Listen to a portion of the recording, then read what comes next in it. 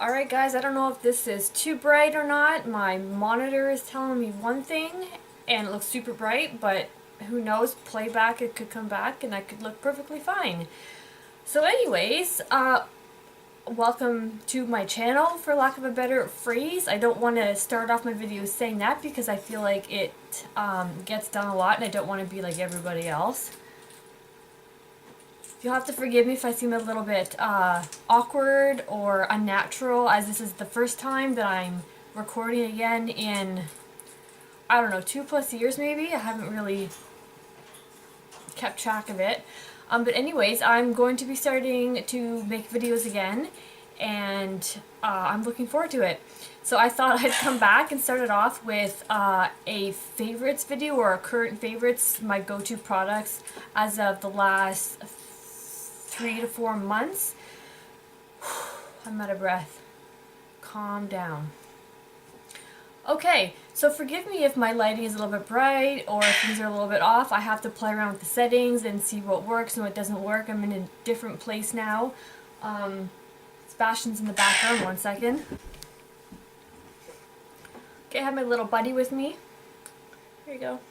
He's probably not going to stay here because he probably feels uncomfortable, but we'll see how long he lasts. Anyways, I have a little basket of stuff here, and a couple foundations and some powders, so let's just get right into it. It's freezing cold here in Canada at the moment, and as I've gotten older, my skin has taken a turn for the more complicated. It's both dry and oily, so trying to find a balance in the summertime and wintertime is literally a challenge every single change of the season. But luckily this winter season I found 3 foundations that have been working really well for me. I've been into more of the lighter coverage, more sheer coverage lately, not full coverage foundations. So I have 3 foundations here that I've been alternating through these last couple months. The first one is the Giorgio Armani Silk Foundation. I'm in the shade 5.5. This here, if I wear it every single day, it does break me out along my chin. I'm not sure why, but I just try and use it on like those special occasions when I want my skin to look extra flawless and natural looking, but not cakey, if that makes sense. The coverage is, like I said, sheer to light, so that's cool. The next foundation, it's pretty much my go-to every day if I don't know what I want to wear and I just want to slap something on. It's my Too Faced Born This Way. You've all seen it. I wear the shade light beige. It's my perfect winter color. He's trying to curl down my arm. Yes! This is more of a medium to full coverage. I don't build it up to full. I keep it more on the light to medium coverage. I don't even use one full pump because I find that's way too much to cover my face. I work in an office and the lights can be quite harsh, and if I'm like caking it on, people are going to notice and it kind of makes me self-conscious. So I do like half a pump. I spread it all over my face with my Real Techniques, what is this called? Stippling brush. It's awesome. This is like my second or third one of it. I love them. Anyways, so that's my go-to foundation that I use pretty much on a daily basis. And my most recent discovery is this Kevyn Aucoin. I think I'm saying that name right. I used to say Kevyn Aucoin, but it's probably wrong. But it's the Etherless Skin Illusion Foundation. I'm in the shade Medium 07. It's slightly too dark, so when I wear it, I look like I'm a little more tanned, which is fine if you're going for that bronzy look. But it has a nice luminous finish, yet skin-like. All these 3 foundations last on me pretty much all day with my primer that I use, my setting powder, just basically my technique that I've mastered. It lasts from morning till the time I take it off at night. If I blot with not oil blotting tissues, but I blot with like tissue paper, like peeled apart in 2. But I'll do another video on like my tips and tricks of how to make your makeup last, and just the things I do throughout the day to like make myself keep myself looking fresh, not like I'm wore makeup since 5 a.m. in the morning, which is sometimes when I have to put my makeup on. So all these foundations give a natural luminous finish. They do not dry my skin out. They add that dewy-ish look, but not too dewy because I have oily skin, so it's a nice combination. Anyways, moving on to the next products. I've talked enough about those foundations now, and I'm quite out of breath. I am not used to this filming thing. And Sebastian wants to join in all the fun. So, another product that I've purchased multiple bottles of is my MAC Fix Plus. It's another staple of mine. You've all probably heard of it, seen it, love it, used it every day. When I'm feeling like that dry type feeling from the foundation, just from putting powders on my skin, I spray that down. It gives me a dewy look, and it also makes my skin feel like it's not going to crack off my face, which is perfect. Continuing on with the face, I guess I'll go with my powders that I've been using. I don't like to set my face with a lot of heavy powders. I don't bake, I don't do all that kind of stuff. I just take a light dusting of this powder here. Well, not always, but sometimes. I find this powder, the Hourglass, what is this? Hourglass Veil Translucent Setting Powder. Comes with like a little sifter thingy in it. And I find this does an awesome job at making your makeup look like you're not wearing as much makeup. It's really weird. I'll put my makeup on and it'll look a certain way, and I'll put this on and it just kind of like makes it more flawless and natural looking, if that makes any sense. I've heard of a couple other YouTubers say the same thing, so it's not just me, it's not just my mind playing tricks on me, but that's an awesome lightweight powder that also gives your skin a skin-like finish, not like, doesn't look too powdery. I mean, it might if you pile it on, but I don't do that. So one more product from Hourglass that I've been loving is the Hourglass, what is this? Ambient Lighting Edit Volume 4. It's a mouthful, but I got it around Christmas time when there was the a bunch of those VIB sales or Rouge sales happening. It's the one with the swirlies in it. I basically use, I don't use the bronzer all over my face because I find that when I put too much illuminating stuff over certain parts of my areas, my pores will become more visible, which is obviously not cool. But I do like the blushes for like a cheek top or whatever. Sometimes if I want just like a light wash just to give myself a little bit of glow, I'll use them on by themselves, or I'll mix them together. I don't really like the highlight powder in here. It doesn't really show up like at all on my skin. Like, you're not even gonna be able to see that swatch. Like, I mean, it's there, but it's a little more drier than the rest of the highlighters I own, so I don't really tend to use it, which is not bad considering I use everything else in the powder. And then those two powders here, I kind of mix them together to help give my face that sheen or glow that I'm really into. Couple highlighters here that I have been loving. Like, they give that, I don't want to say glass-like finish, but that's kind of like what it is. I know that's the new in thing, is glass skin. Not really too sure what that is, but to me it's just like fresh, dewy, glowy skin. One is the MAC Hyper Real Glow. This is the one with the more rosy shades to it. So I really, if I'm going for like a bronzy look, I'll throw on this one here, but usually I'm either going with this one or I'm mixing both of those together. I'm not wearing it today, I'm wearing something else today. I don't even remember what I'm wearing today. Anyways, so this is awesome. Like, I'll just put it on with my Anastasia A23 brush, and I'll just put it on and buff it out, and it might, like, I'll turn my head and my cheeks will have that, like, that glass-like finish, but it doesn't look really heavy and cakey. It doesn't look like it doesn't look like I've packed on loads and layers of makeup, which is great for where I work. And this one from the drugstore, the Covergirl, what is this? Covergirl Trueblend Super Stunner Palette.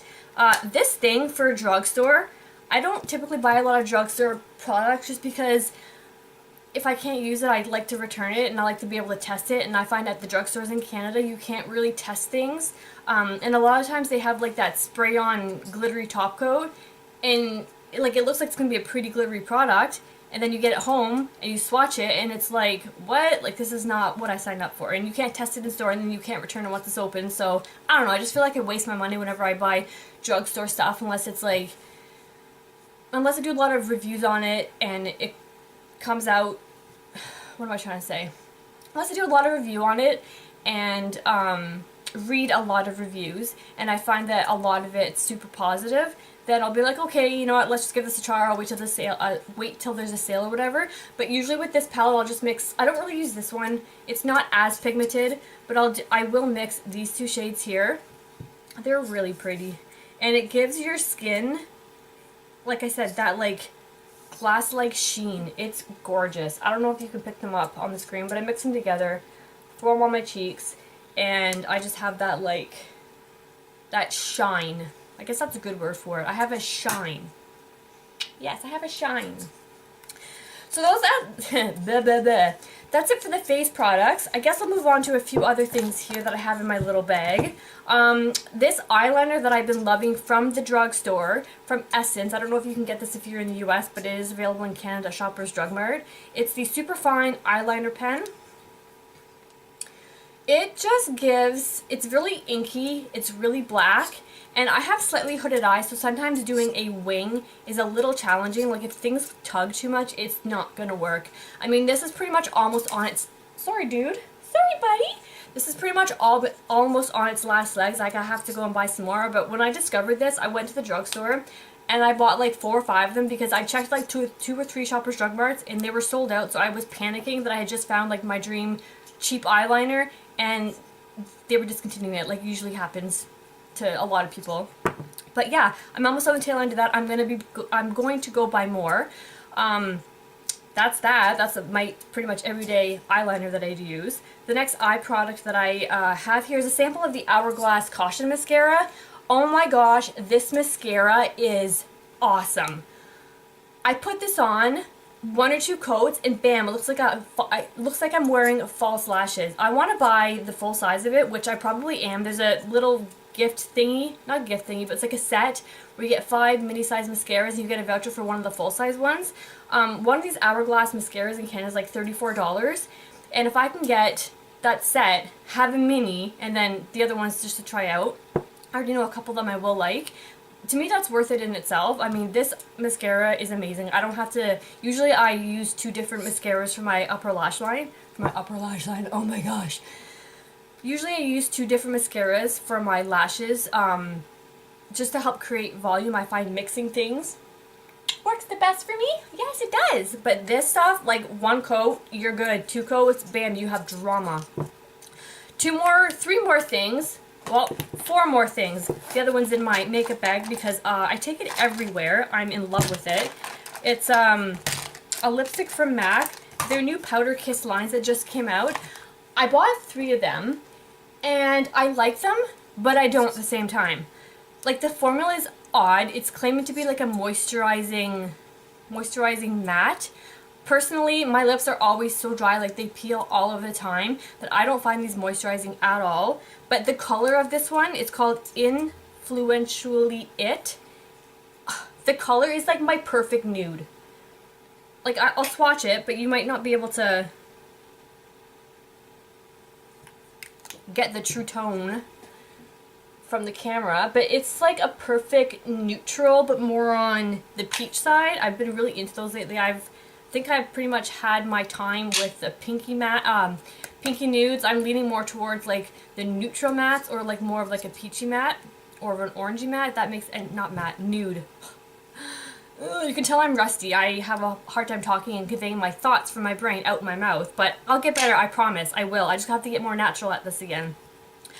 2 more lip products. One is from Natasha Denona. I wanted to try her liquid. I actually want to try a lot of her lip products, but just the fact that you have to order them online, you don't really know the shade. I find some of the shade swatches on Sephora, they show the color that's kind of more dark, and when I went to like Google more swatches of it, not a lot of people had these, so I took the chance on number 7. Again, it's the it's more of a neutral peachy nude that I'm going for these days. The color on me, I'm just like, love. I love it. The formula's a little dry, but not so dry. Like, it's tolerable. But that's the swatch there next to the MAC Influentially It. It's so pretty. It dries down just a teensy-weensy bit darker, but not that bad. And the next product is a lip gloss by Buxom. Still my favorite lip gloss ever. This one is in the shade Blushing Margarita. And this is more of like a mauvey nude. Mauvey nude. I will swatch it next to... Jeez, I'm rusty at this. I'm almost done. So that is the Buxom swatch next to the Natasha Denona. It just gives my lips a natural My Lips But Better color. I really like it. So those are the 3 lipsticks that I pretty much keep on my makeup desk and in my makeup bag whenever I leave the house. And the last product is what is this? From Cover FX. It's the Custom Enhancer Drops in Celestial.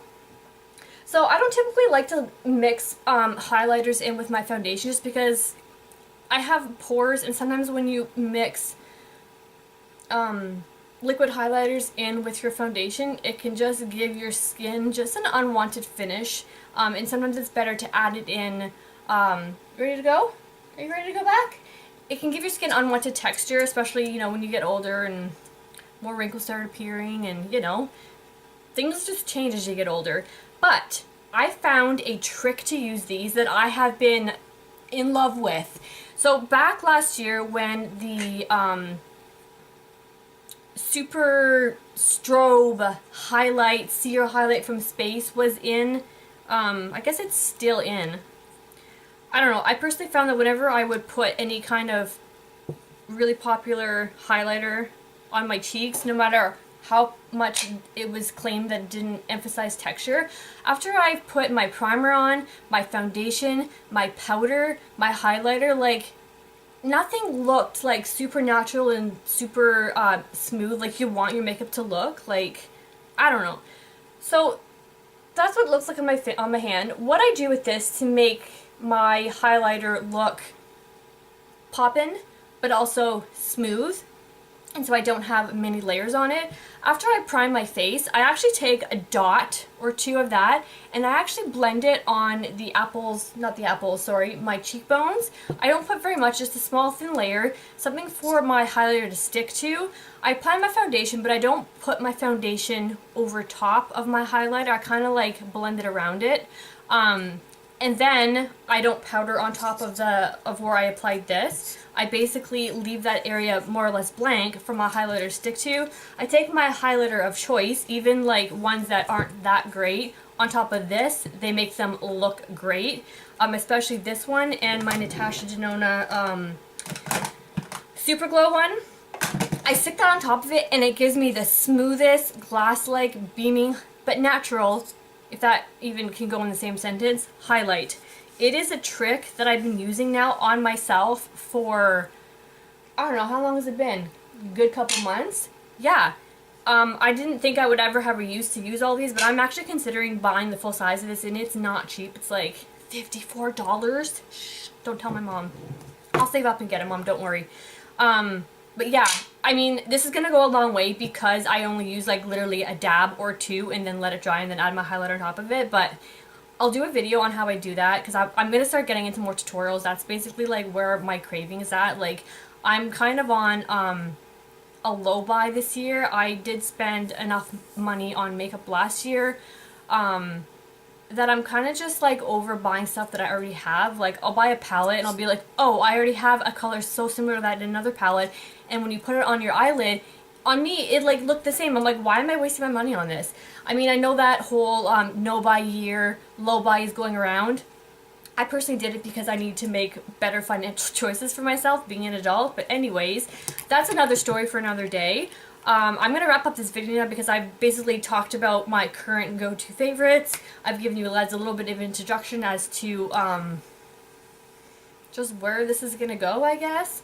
I hope I wasn't too awkward for you. Hopefully I'll get better. And if I looked in the viewfinder too much, I'm so sorry. I know that's really annoying. I don't want to do it. I want to kind of cover it with Kleenex, but at the same time I kind of need to see when I'm showing you products to make sure they're in focus.